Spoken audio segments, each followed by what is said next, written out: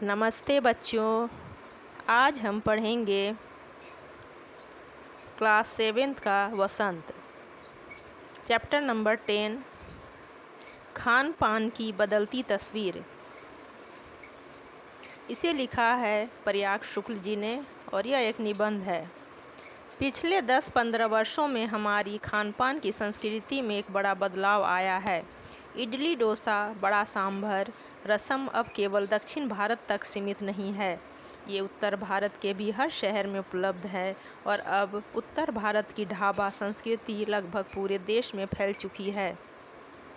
अब आप कहीं भी हों, उत्तर भारतीय रोटी, दाल, साग आपको मिल ही जाएंगे। फास्ट फूड, तुरंत भोजन का चलन भी बड़े शहरों में खूब बढ़ा है। इस फास्ट फूड में बर्गर, नूडल्स जैसी कई चीज़ें शामिल हैं। एक ज़माने में कुछ ही लोगों तक सीमित चाइनीज़ नूडल्स अब संभवतः किसी के लिए अजनबी नहीं रहे। 2 मिनट्स नूडल्स के पैकेट बंद रूप से कम बच्चे बूढ़े सभी परिचित हो चुके हैं। इसी तरह नमकीन के कई स्थानीय प्रकार अभी तक भले मौजूद हों, लेकिन आलू चिप्स के कई विज्ञापित रूप तेज़ी से घर घर में अपनी जगह बनाते जा रहे हैं।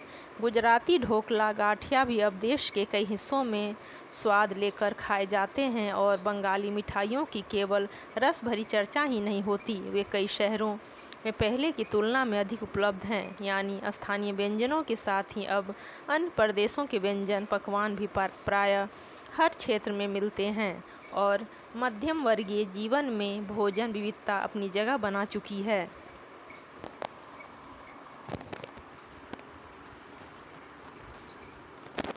कुछ चीज़ें और भी हुई हैं, मसलन अंग्रेजी राज तक जो ब्रेड केवल साहबी ठिकानों तक सीमित थी, वह अब कस्बों तक पहुंच चुकी है और नाश्ते के रूप में लाखों करोड़ों भारतीय घरों में सेकी तली जा रही हैं।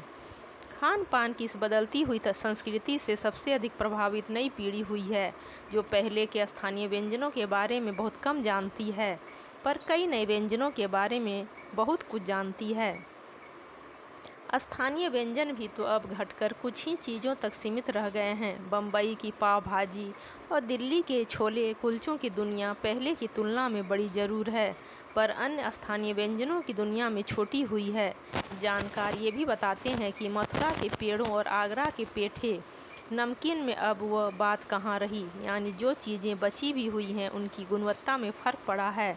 फिर मौसम और ऋतुओं के अनुसार फलों, खाद्यान्नों से जो व्यंजन और पकवान बना करते थे, उन्हें बनाने की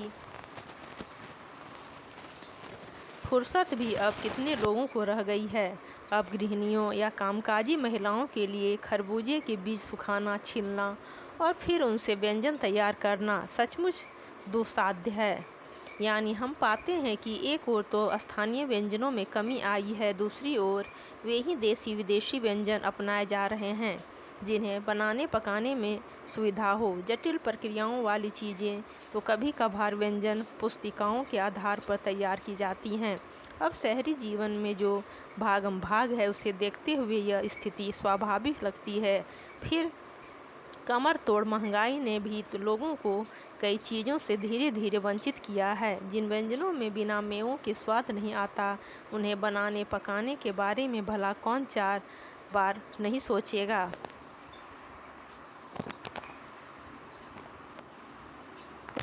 खान पान की जो एक मिश्रित संस्कृति बनी है, इसके अपने सकारात्मक पक्ष भी हैं। गृहिणियों और कामकाजी महिलाओं को अब जल्दी तैयार हो जाने वाले विविध व्यंजनों की विविधता उपलब्ध है। नई पीढ़ी को देश विदेश के व्यंजनों को जानने का सुयोग मिला है, भले ही किन्हीं कारणों से और किन्हीं खास रूपों में, क्योंकि यह भी एक सच्चाई है कि ये विविध व्यंजन इन्हें निखालिस रूप में उपलब्ध नहीं हैं। आज़ादी के बाद उद्योग धंधों, नौकरियों, तबादलों का जो एक नया विस्तार हुआ है, उसके कारण भी खान पान की चीज़ें किसी एक प्रदेश से दूसरे प्रदेश में पहुंची हैं। बड़े शहरों के मध्यम वर्गीय स्कूलों में जब दोपहर के टिफ़िन के वक्त बच्चों के टिफ़िन डिब्बे खुलते हैं, तो उनसे विभिन्न प्रदेशों के व्यंजनों की एक खुशबू उठती है। हम खान पान से भी एक दूसरे को जानते हैं। इस दृष्टि से देखें तो खान पान की नई संस्कृति में हमें राष्ट्रीय एकता के लिए नए बीज भी मिल सकते हैं। बीज भली भांति तभी अंकुरित होंगे जब हम खान पान से जुड़ी हुई दूसरी चीज़ों की ओर भी ध्यान देंगे। मसलन हम उस बोली बानी भाषा भूषा आदि को भी किसी न किसी रूप में ज़्यादा जानेंगे जो किसी खान पान विषय से जुड़ी हुई है। इसी के साथ ध्यान देने की बात यह है कि स्थानीय व्यंजनों का पुनरुद्धार भी जरूरी है जिन्हें अब एथनिक कहकर पुकारने का चलन बढ़ा है।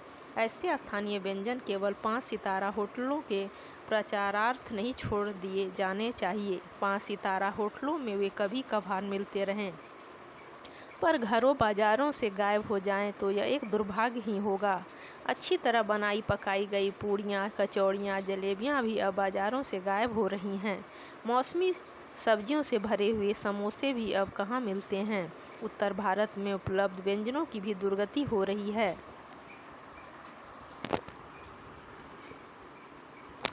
अचरज नहीं कि पहले उत्तर भारत में जो चीज़ें गली मोहल्लों की दुकानों में आम हुआ करती थीं उन्हें अब खास दुकानों में तलाशा जाता है। यह भी एक कड़वा सच है कि कई स्थानीय व्यंजनों को हमने तथाकथित आधुनिकता के चलते छोड़ दिया है और पश्चिम की नकल में बहुत सी ऐसी चीज़ें अपना ली हैं जो स्वाद, स्वास्थ्य और सरसता के मामले में हमारे बहुत अनुकूल नहीं है।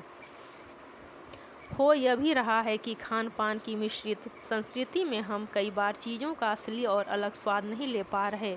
अक्सर प्रीति भोजों और पार्टियों में एक साथ ढेरों चीज़ें रख दी जाती हैं और उनका स्वाद गड्ढमड्ढ होता रहता है। खान पान की मिश्रित या विविध संस्कृति हमें कुछ चीज़ें चुनने का अवसर देती हैं। हम उसका लाभ प्रायः नहीं उठा रहे हैं। हम अक्सर एक ही प्लेट में कई तरह के और कई बार तो बिल्कुल विपरीत प्रकृति वाले व्यंजन परोस लेना चाहते हैं। इसलिए खान पान की जो मिश्रित विविध संस्कृति बनी है और लग यही रहा है कि यही और अधिक विकसित होने वाली है, उसे तरह तरह से जांचते रहना जरूरी है। तो बच्चों, अभी आपने पढ़ा प्रयाग शुक्ल जी का लिखा निबंध। अगर हमारे चैनल पर आप नए हैं तो चैनल को लाइक और सब्सक्राइब ज़रूर करें और अपने दोस्तों को भी शेयर करें।